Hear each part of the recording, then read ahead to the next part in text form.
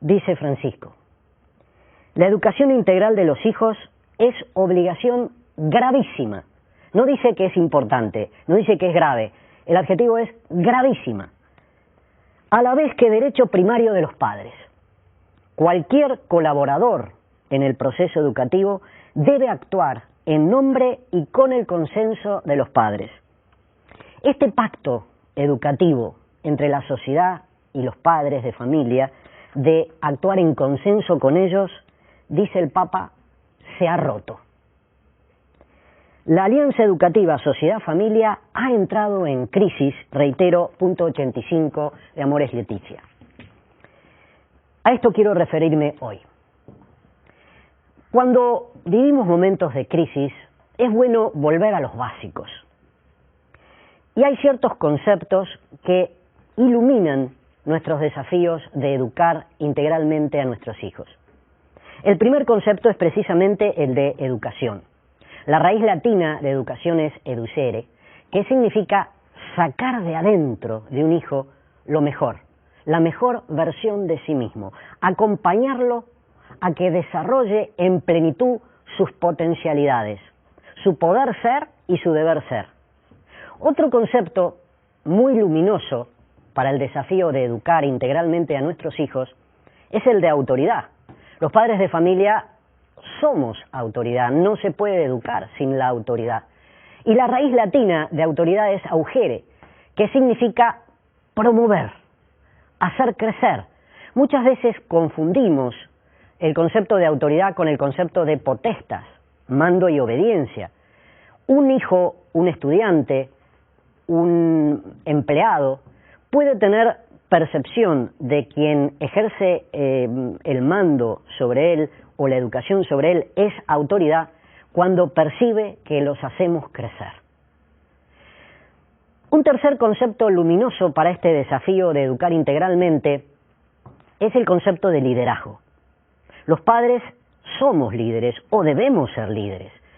La palabra liderazgo viene de un verbo inglés que significa to lead y significa guiar.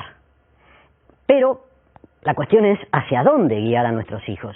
El señor Adolfo Hitler también fue un líder, pero no parecería que guió muy bien a su pueblo. Le llamaban el Führer, el conductor. Luego, ¿hacia dónde guiar a nuestros hijos? ¿Cuál es la meta de nuestro proyecto educativo? Es importante ponerle cabeza a este tema. ¿Hacia dónde estamos guiando a nuestros hijos? Sin duda, todos queremos que nuestros hijos sean felices, pero quizás hay que afinar qué puede desarrollarles a nuestros hijos mejor la capacidad de ser felices y de hacer felices a otros. Y finalmente, me parece que hay un concepto también muy luminoso en nuestro desafío de educar integralmente a nuestros hijos, que es el de pastor. Un pastor acompaña a la oveja, está cerca de la oveja. El concepto de cercanía es muy importante en el proceso educativo de un hijo. No podemos educar desde la distancia física, pero también desde la distancia psíquica y la distancia espiritual. Y fíjense, un pastor, como dice el Papa Francisco, tiene olor a oveja. Y porque está cerca y porque es parte de su vida, el contexto de la vida del hijo, los hijos, las ovejas, escuchan su voz y siguen su voz. De manera que si integramos estos conceptos luminosos, podríamos decir que el desafío de educar integralmente a nuestros hijos es acompañarlos, estar cerca, conforme a su edad, para promoverles que puedan sacar de adentro de sí su mejor versión, que es lo que Dios quiere de ellos. Me gustaría ahora poner el foco en una gran pregunta para el proceso educativo de un hijo, que es ¿a quién educo? Sin duda, la respuesta más evidente es que educamos a una persona humana, pero como decía un viejo profesor mío de español, donde yo estudié en España, no hay nada más práctico que una buena teoría. Aplicado al tema que estamos hablando, tener en claro los elementos constitutivos de una persona humana permite optimizar el proceso educativo. Recordémoslo, el primer aspecto esencial de una persona humana es la dignidad. Digno es lo que vale por sí mismo, lo que no es utilizable. Un segundo elemento constitutivo de la persona humana es la identidad, que no somos individuos en serie, somos creaciones de realidad inédita en la historia de la humanidad. Luego, en el proceso educativo de un hijo, es muy importante hacernos expertos en la identidad de cada hijo. El tercer elemento constitutivo de la persona humana es la intimidad. Además de vida exterior, las personas humanas tenemos vida interior. En esa intimidad está lo que nos preocupa, lo que nos alegra, lo que nos entristece, lo que soñamos. Finalmente, un cuarto elemento constitutivo de la persona humana que ilumina nuestros desafíos de educar es la libertad. La libertad entendida como la capacidad que tiene el ser humano de autogobernarse, de ser dueño y señor o señora de sus vidas. Cuanto más autogobierno, autodominio, autoposesión tengo de mi persona, mejor puedo conjugar el verbo que es el sentido de la libertad, que es el verbo amar. ¿Y cómo trabajar la libertad de nuestros hijos? ¿Cómo darle herramientas para que puedan ir forjando ese autogobierno de sí mismo, para que puedan conjugar mejor el verbo amar, que es el que los lleva o los va a llevar a la felicidad? Pues son las virtudes. Entre las joyas que nos dejó Juan Pablo II está una visión de la ética en positivo, la ética de las virtudes. Cuanto más un niño, adolescente, joven o adulto se apropia de hábitos de lealtad, fidelidad, sinceridad, honradez, generosidad, solidaridad, justicia, fortaleza, sobriedad, castidad, es decir, gobierno de ese impulso sexual, mejor puede darse. Mejor puede conjugar los dos verbos del amor que son dar y recibir. Por eso las virtudes no son expresiones bonitas.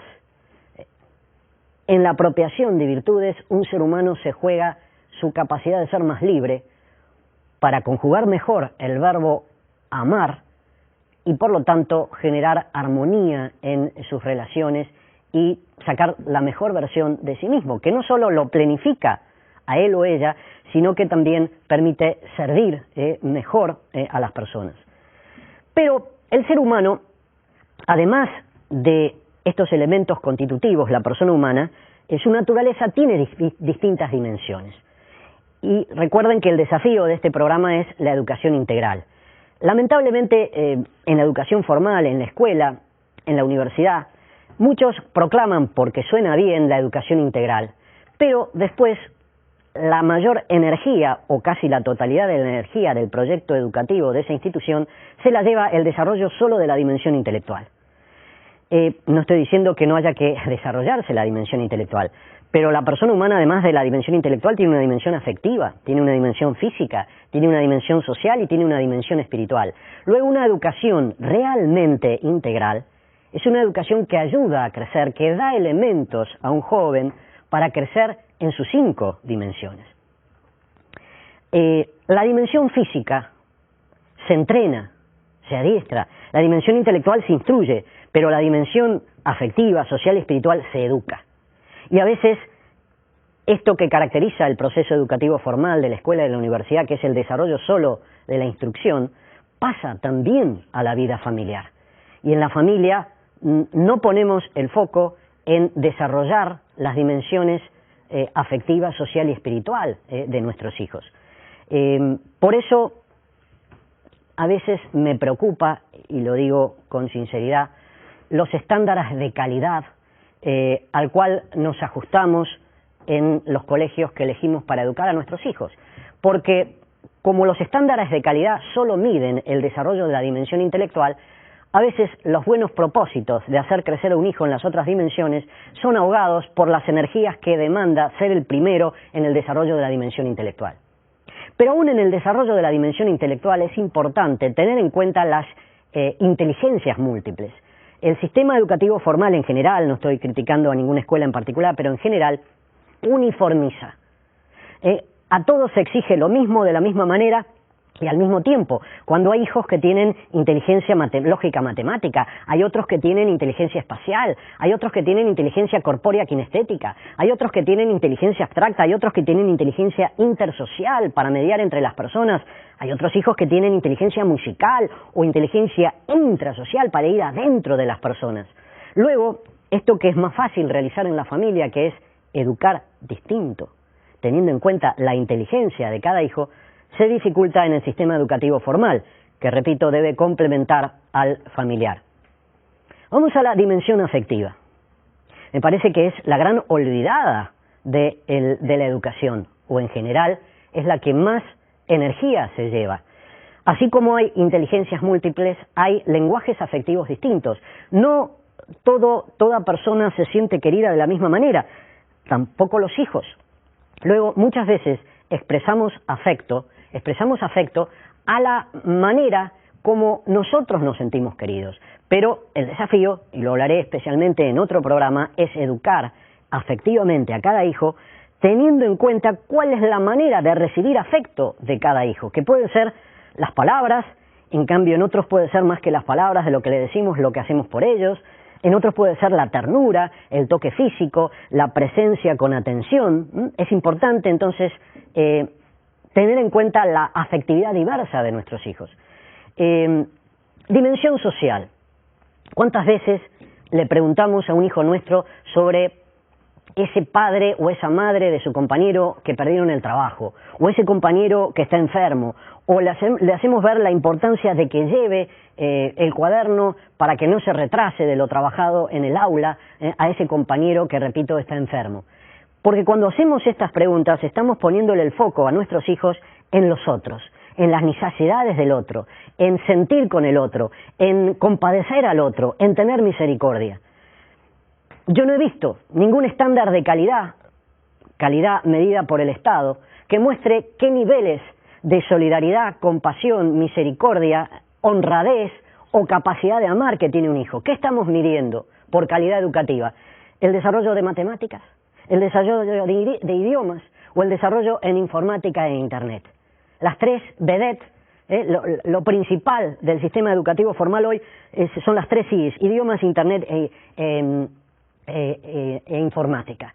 Me parece que no estamos en general, repito, hay muchas excepciones, educando realmente en todas las dimensiones de nuestros hijos. Y finalmente, la dimensión espiritual. Como dije antes, cuanto más valores en forma de hábitos se apropien nuestros hijos, más capacidad tendrán para conjugar los dos verbos del amor, que son dar y recibir. ¿Y cómo se educa en las virtudes? Pues no se educa con una pizarra, o solo con una pizarra, explicando en qué consiste cada virtud. Se educa con la vida, se educa generando circunstancias para que un hijo experimente el gozo de ser justo, generoso, compasivo, misericordioso, solidario. Este es un atajo en el proceso educativo. El efecto psicológico que tiene la apropiación de un valor, transformar en hábito un valor, es la paz, repito, el gozo de vivirlo. Luego es muy lógico que si alguien goza, si un hijo goza de un valor, que quiera seguir viviéndolo. Por lo tanto, generemos circunstancias para que nuestros hijos puedan gozar con los valores, porque eso le promoverá que quieran seguir viviendo esos valores. Otro aspecto, el final, que quisiera tocar con ustedes es el de la capacidad de amar. Creo que después del derecho a la vida, que es el derecho humano más fundamental, el derecho humano más fundamental es el desarrollo o el derecho al desarrollo de la capacidad de amar. ¿Y qué herramientas, y el Papa Francisco lo dice con énfasis, qué herramientas estamos dando a las nuevas generaciones para que puedan constituir amores sólidos, familias sólidas, sostenibles, armónicas? Les cuento la experiencia que estoy viviendo en la Universidad de La Sabana, en la cual trabajo. Durante un año, a través de una materia que se llama Familia y Sociedad, le damos a los estudiantes, cualquiera sea la carrera, herramientas de este tipo. ¿Cómo es un hombre? ¿Cómo es una mujer? ¿Cuáles son nuestras igualdades? ¿Cuáles son nuestras diversidades? ¿Cómo madura el amor? ¿Cuál es la diferencia entre estar flechado y enamorado? ¿A qué tipo de unión invita el enamoramiento? ¿Cómo identificar el temperamento de la persona que quiero, el lenguaje afectivo de la persona que quiero, las prioridades vitales de la persona que quiero para armonizar proyectos de vida?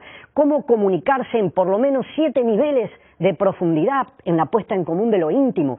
¿Cuál es la unión que responde al enamoramiento? ¿Cómo cuidar una relación? ¿Cómo sanarla? ¿Cómo desarrollarla? ¿Cómo restaurarla? Estas herramientas son fundamentales y no las estamos dando. Dedicaré especialmente un desafío a hablar de esto en otro programa, porque nuestros jóvenes tienen hambre y sed de estos temas y no se lo estamos dando, y me parece que es un aspecto clave del proceso educativo. Para terminar, yo sé que ustedes